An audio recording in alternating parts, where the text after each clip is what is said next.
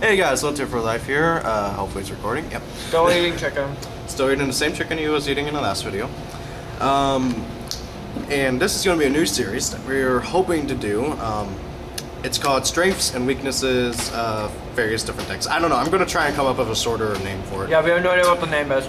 All we know is the idea. Basically, what we're going to be talking about is we're going to pick a deck. It can be a meta deck, it can be a terrible deck, it can be a deck that you've never heard of. And we will review pretty much every single card in it. Well, we're not actually going to do that. No, we're basically going to talk about its strengths, its weaknesses, what it could need to be better, if it needs anything. But to start things off, we're going to start off with some of the bigger meta decks, and we're going to start off with Geargia, which for the last few formats... Some of the biggest sucks. Well, yeah, like, I swear, I remember it's just a really good deck, and it still is. And I still remember when they were first getting like released and everything, and people were getting hyped up over it. You know, we're getting weird looks. See, this is why we should have done it in front of Yeti Gaming. I don't fucking care. Well, don't be jealous. We're gonna be on camera. Yeah, make money on YouTube. Not a lot, but I mean, money's money. Yeah, and I don't have a job, so yeah. I do. Yeah, whatever. I don't like mine, but we're getting seriously off topic. Now we're talking about our strengths and weaknesses, not the strengths and weaknesses of Geargia. No, I can go on for hours about my strengths and weaknesses. Anyways. Okay. Strength. So, first let's look at the archetype overall. In my opinion, their top strength is consistency. Yeah, like, they search like fucking crazy. Like, they're extremely consistent. Everything is pretty much a machine, earth, various attack. They have two search cards. They have Geargia X, which lets you just add any machine, doesn't have to be whatever, and also Geargia X has an annoying effect. Searchers, they have lone fire blossoms. They have a flip effect that can be. They have a flip effect. They have Keysons. I mean, it's fucking stupid, dude. And they're all Earth machines, so they can use cards like Redox and Limiter. All I need is Wolf Bark. That's all I need. That's all they need is their own personal Wolf Bark. It's gonna be good. They don't need Wolf Bark. They don't need Augur. People are saying, "Oh, Augur. They need Augur to be good." They don't need Augur. Do you know what Augur does? It's really good.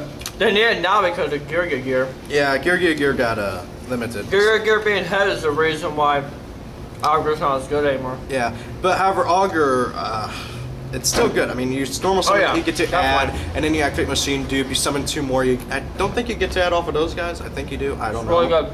You do or you don't. Regardless, you go into a free Geargia X, and then you summon a Geargia Accelerator, you go into another one. Sure, you can't attack that turn, but hey, who cares? You just got to search like 20 cards off of one card.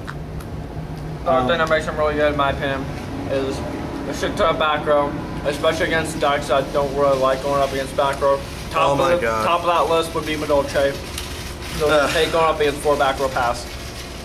Generally speaking, I hate it how just annoying it is. I mean, you're doing against the deck, and they set their armor, and then they set 5 back row, a bottomless, a TT, a warning, a mirror force if even, and a trap stun or wiretap, whichever you play. And it's just like, you gotta fight through all that, man. And then they do all that just so you can reuse armor over and over and over and over and over and over and over. They just keep splashing through their hand. It's like they lose their hand and then they get it back after a little bit, or they just fill up their field right after it's destroyed. Like, it's fucking ridiculous. Yeah. What's next? That's pretty much. I mean, those are practically the biggest strengths for that. I mean, yeah. I mean, it's very consistent and it's fairly powerful. It's a great rank 4 spam deck. It is. You can also toss in the Karakuris into there to make it a synchro spam deck as well. I don't want to talk about that. You don't want to talk about the Karakuri build? I don't think it's bad in my opinion, but that's just my opinion. It was good for a little bit, and then people realized that pure Karakuri is better than the mix, and then that people also realized that pure Geargia is better than the mix. Like, the decks are better than on their own thing combined. I would say it doesn't have as many weaknesses as other decks, but the weakness that it does have is very strong. For example, anything that stops either its back row or the armor effects, which would probably be Skill Drainer. You flip up Road to Kree and they just kind of cry. Unless they have wiretap, but that's what you do during their end phase. Skill Drain or Roll to Kree. I mean, Roll to Kree doesn't really do too much unless you have an easier way around their monsters. Because the monsters are the ones that really kill you, whereas the back row, it kind of just stuns your monsters and gets rid of the... I actually saw people playing Shield Crush for a little bit. It's not a bad card. Yeah. It really isn't. Gets rid of that armor. Yeah. Get rid of that pain in the ass armor. Yep. And knock, oh my god. I'm sure it doesn't banish all their armors, but it gets rid of that one armor. Yeah. And you don't have to worry about it getting foot face up. Another thing about it, I did say that it was powerful for I was actually wrong. It's not that it's very powerful, so it's just like the back row stuns it, whereas the monsters end up just like it's pretty much back row kills your field, and then the monsters keep poking you directly for 20. I really hope you guys can see us because we're doing this outside and I can't see myself in the like thingy. It's probably the glare. Yeah. And I don't think they should be able to see the glare. I hope not. I would That'd be not. weird. That'd be really weird if they could. Yeah. But anyways, and another thing that this is mainly earlier this format. It was horrible. Like Hat was just like Hat destroyed the deck. Hat destroys everything. It does. It destroys a lot of things. Like I can't really say much about that, but yeah, Hat. I mean, it just anything that kills its effects are mainly your best friend. Yeah. Valor, Breakthrough Skill, Fiendish Chain, and then shit that gets rid of back row, whether it's MST, Trap Stun, Royal Decree, you know. And now they gotta worry about Shaddolls. I mean, they don't really have to worry about them that much because they. Well, I mean, they have all the back row, so it all depends. Yeah, really. I mean, unless they decide to go off like crazy, Linda doesn't provide much of a problem for them. But you get that one special summon off the accelerator. That's it. And I mean, there's probably a lot of weaknesses. This is my personal thoughts. Definitely solid tier 1, if not that, then tier 1.5. It's in my opinion, it's a very, very good deck. Very good for meta. In my opinion, it's fun. I mean, for other players, it's not. But for me personally, that plays it occasionally.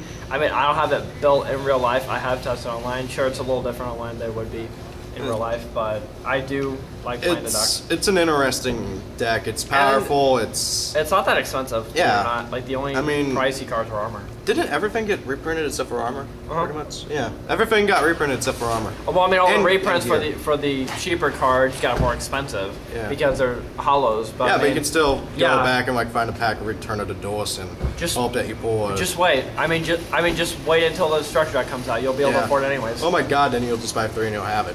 And then you'll have to new Optimus Prime. Oh my God. The rank 3, 2500 that negates everything on the field. And it's also a pain in the ass to go up against. Yeah. But those are my thoughts. I hate going. I really hate going up against armor and set gear and 3 other background passes. It's powerful. And now we're just repeating ourselves. We are. That's pretty much it in my opinion. So guys, not a lot of thoughts for me. What are your thoughts on Geargia? Do you have any archetypes that you want us to talk about, or any decks in particular that you want us to talk about? If not, the next video will probably be on Hat. I'm just saying. We're going to talk about the big meta decks, and then we're going to switch over to any non-meta decks you guys want us to talk about first. We'll bring that up for the next episode. Just, you know. Performapals, Ice Barriers, Famvel. I looked at Famvel; they have potential. Like they have their own Infinity Barrier. Like what? That'll be another video. If we ever do Flame Bells. That'd be an interesting. I've tested it. It's not. It needs something. I don't know what though. It needs a lot of something. Yeah, just like it a lot does. of decks. It needs a lot of something. Anyways, guys, see you later. Once again, if you want us to talk about any deck or archetype, just let us know in the comments. We'll talk about it and do our research about it. Okay, see you guys later. Later. Bye.